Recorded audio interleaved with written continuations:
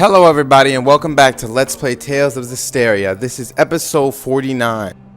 Last episode, we got the last Irish gem. I think. Yeah. We got the last Irish gem from the storyteller. I forgot his name already. Gee, I'm not good with names at all. And we went into this little statue here. The monolith thing. We saw a lot.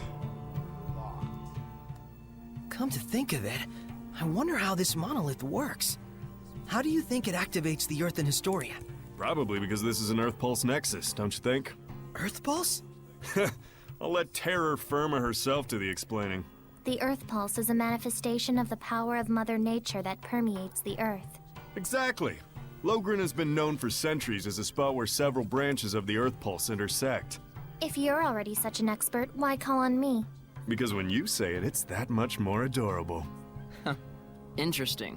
So, the Earth in Historia is reacting to the Earth Pulse.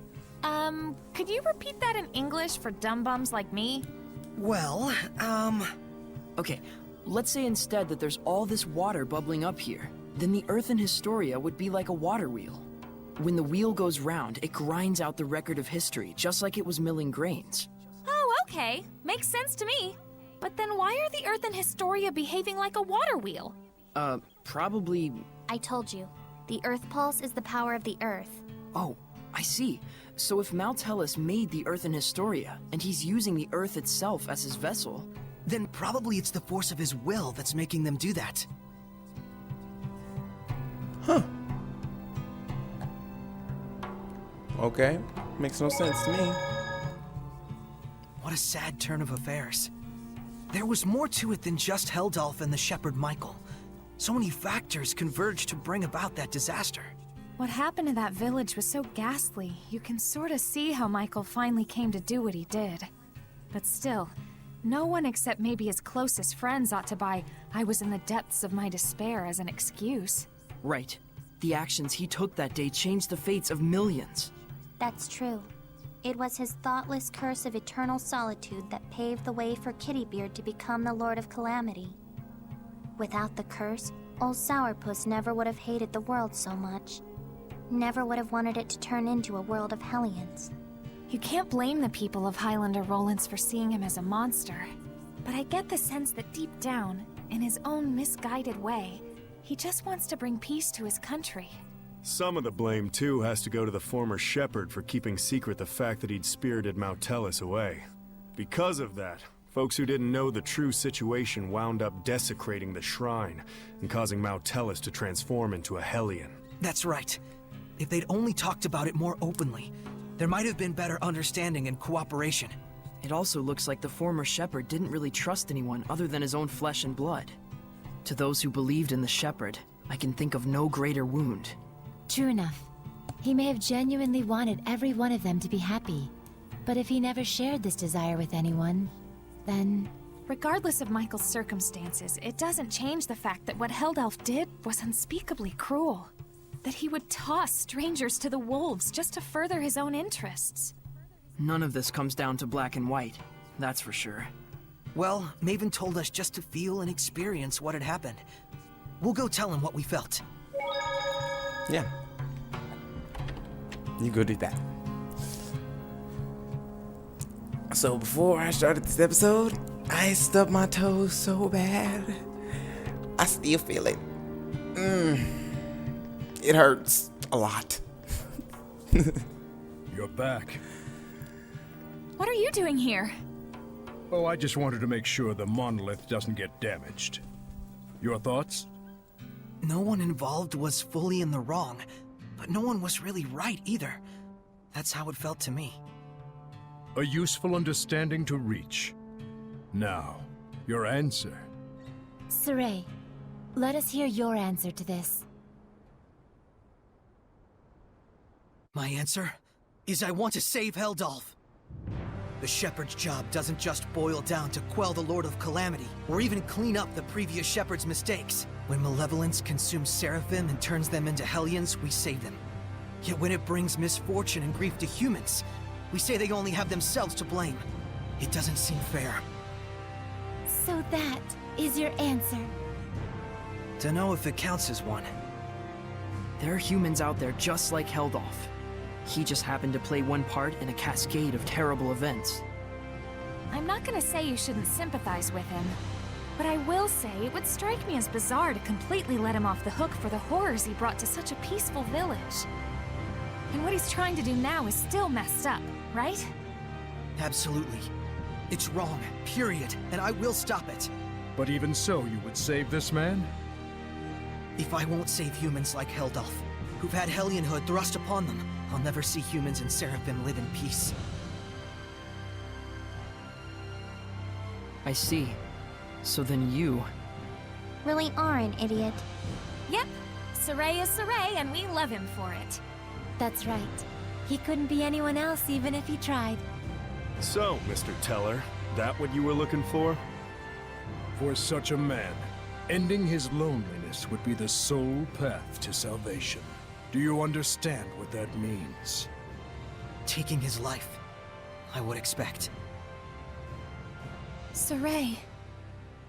Can you carry that burden with you? Indeed. That, even more than your answer, is the crucial matter. Right. What's important now is whether you truly will not waver. Or rather, whether you truly believe in your answer and are willing to accept its repercussions. No matter what happens, and no matter what cost. Wait, are you asking him to prove his determination in battle? Put bluntly, yes. In order to defeat one who has been abandoned in time, the bonds of strength must be severed. Show me how that is done. Defeat the one who has been abandoned in time. You can't be talking about... How to sever the bonds of strength. So eternal loneliness is a curse, you say? Makes sense now. Old man. Now then, show me! Whoa, we actually have to fight him? Don't! Hold back! I certainly won't! But even if there is a way to sever the bonds of strength... And if we were to actually use it? Then, what would happen to you? Do you see why it is you waver? Settle this, Shepherd! Do not let Maven's conviction go to waste. Look out!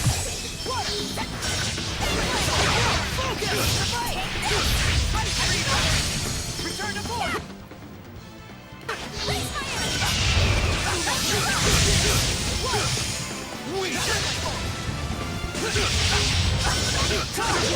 Let's keep it up!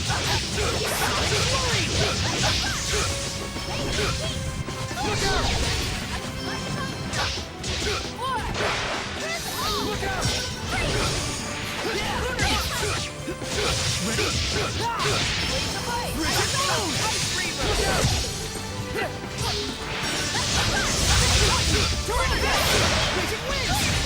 I'm holding back.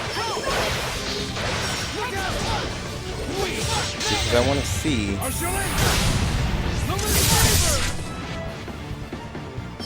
If he had anything else other than those weak attacks.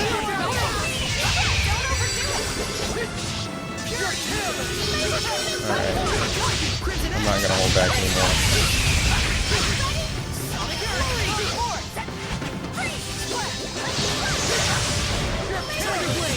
Let's keep it up! Dragon Bang!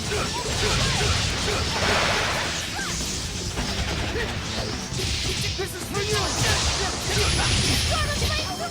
You're careless! Tiger Blade! Sword Blade! That's it! Offer your protection! Freezing Strike! That's it! Here! Freezing Strike! That's it! You're careless! It's time! Howling Blade! I've been trying to do that for a minute, but he kept getting that shield.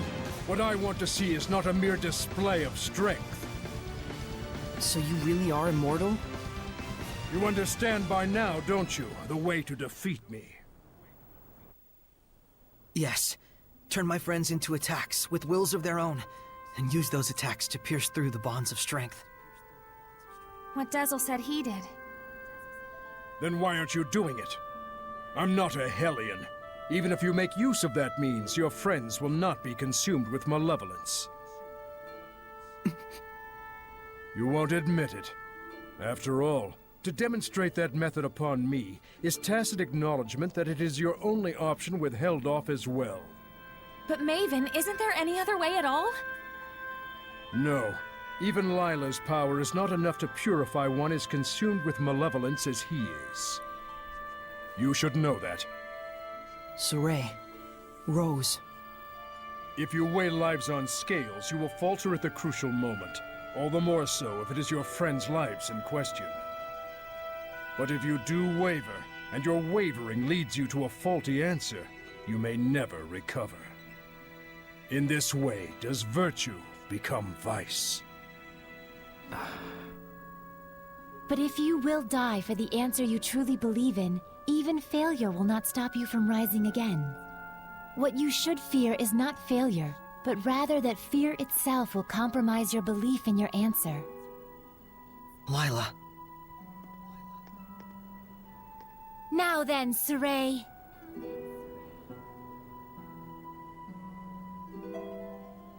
If you intend to make this a farce, then I shall end it. Show me, not just with words, but with the spirit of belief. I shall end it. Luminous favor! It is a damn shame, Lila. Unfortunately, it looks like they still don't understand. So, it was all for naught. No, just a little bit more. Even when they resented their own helplessness, even when they grieved for a fallen comrade, even when evil schemed to lead them astray, Saray and his companions have pushed ever on, never losing themselves. Knowing fear, but not malevolence, they came all this way to stand here together.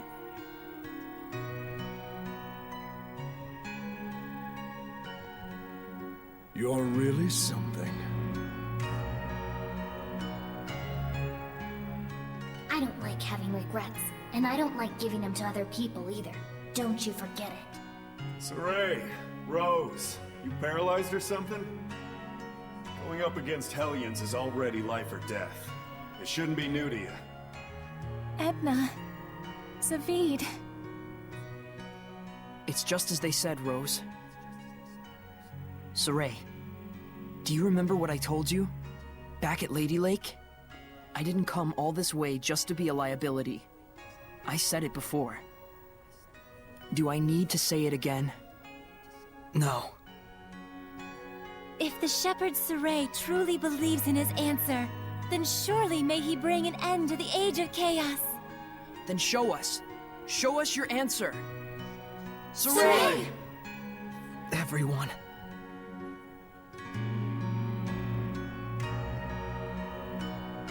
You have good friends, lad. Darn right.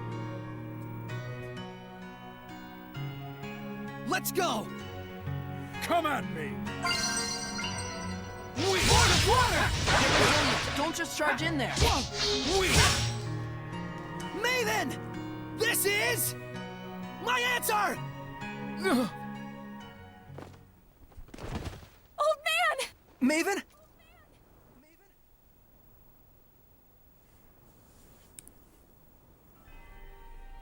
I thought I could hold out until you finished it, but... Maven? Oh, I'm so sorry it came to this. You're an idiot too.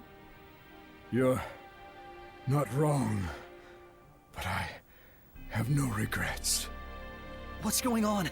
What are you saying? Come on! It's because I violated the taboo. If the user breaks the terms of the oath, the special powers granted by the oath likewise vanish. You should have told us. Please, do not blame Lila. She merely did what she believed was right for all of you. And it was my decision to make as well. I believe too. In my answer. And in my friends. And for their sake, I will not waver in what must be done. So there will be no regrets.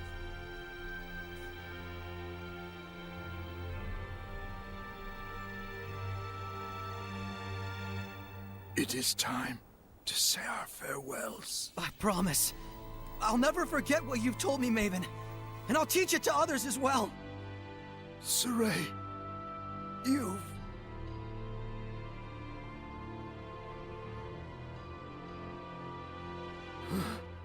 Never did I imagine I would die with others by my side. Thank you.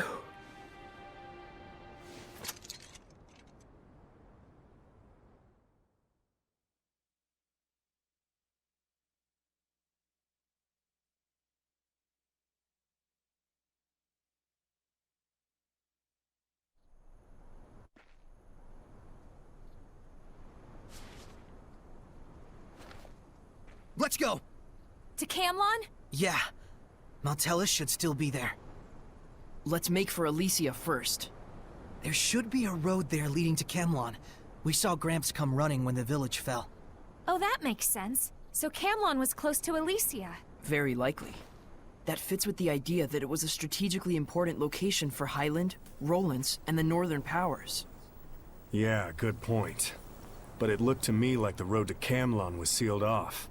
Yeah, by my mother. You can cry if... I told you I'm not going to cry. Looks like this is the final battle. Let's end this. Right on!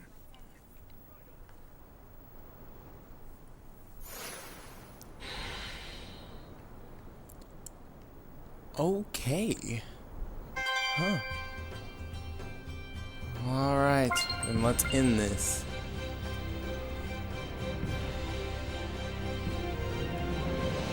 Once I find where the safe one is. Because I don't go anywhere, I'm teleporting there. Especially if I'm supposed to be heading back up to Elysia. It's about time. We went back onto fighting Heldolf and stuff. So if we cut the tie between Maltellus and Heldolf, we'll be home free, right? I'm not so sure about that. He's strong enough to use the Earth itself as a vessel. Will that really be all that it takes? Right. We'll probably have to purify all the malevolence attached to the land as well. Is that right, Layla?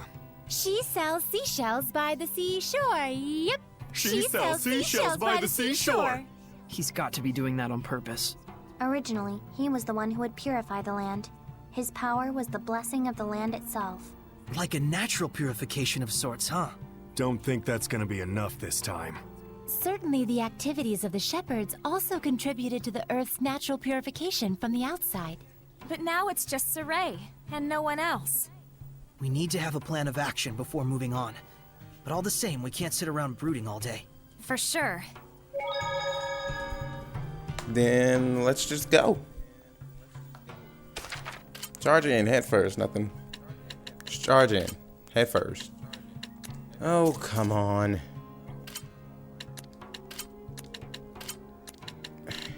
Are you serious? Really? Am I missing something?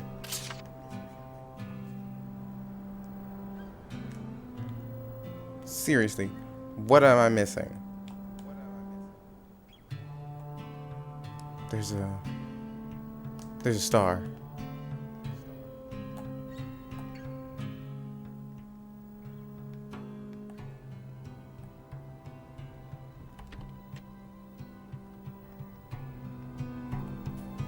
There's a star up here. Well, I think it's up here.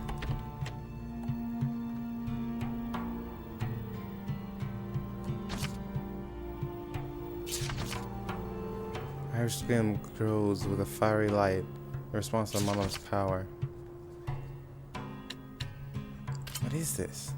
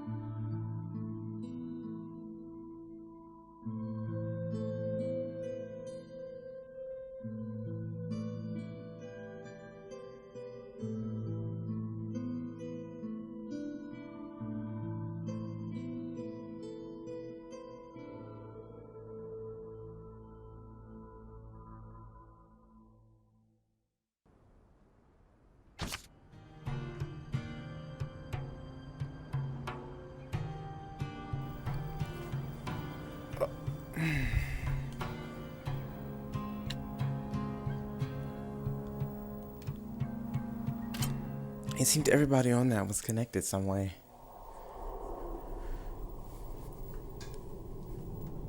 And I mean that.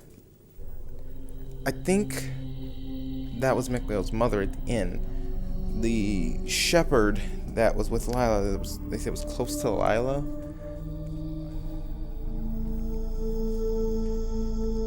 Which was the one that wrote the Celestial record. If you piece together the other Irish gems that we've seen throughout this journey, that was just like a complete. It's like the other Irish gems we gathered was fragments, and that was the complete Irish gem.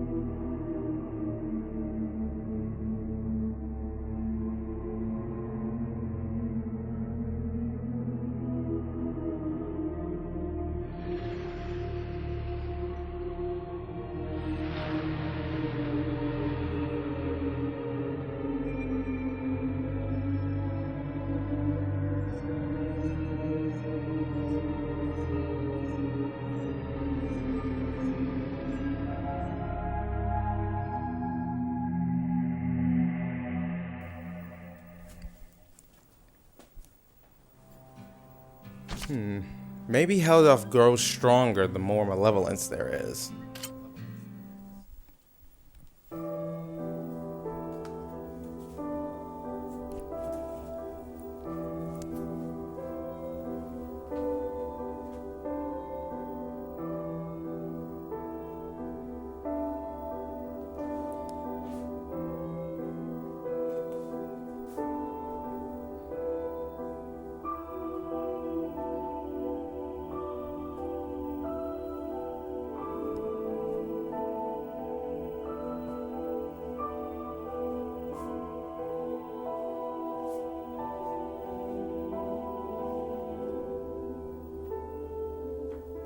There's so many.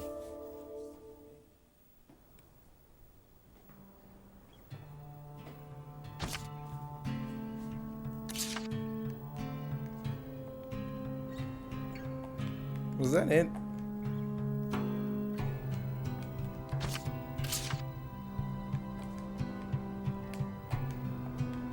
So, I got nothing out of that. I felt like it was more of a waste of time. Because I already seen that stuff. It's just a longer, fully put together version. I feel betrayed. There's no reason for that star to exist. If you're asking me. I'm just gonna leave the village and hope something happens. Since I can't teleport.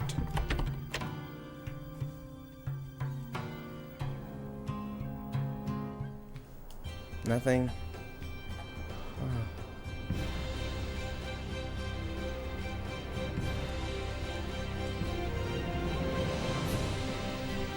I mean, I was headed to Elysia, but I can't save point travel there. Alright, whatever. That's all the time we have for this episode of Let's Play Tales of Zestiria. I butchered that so badly.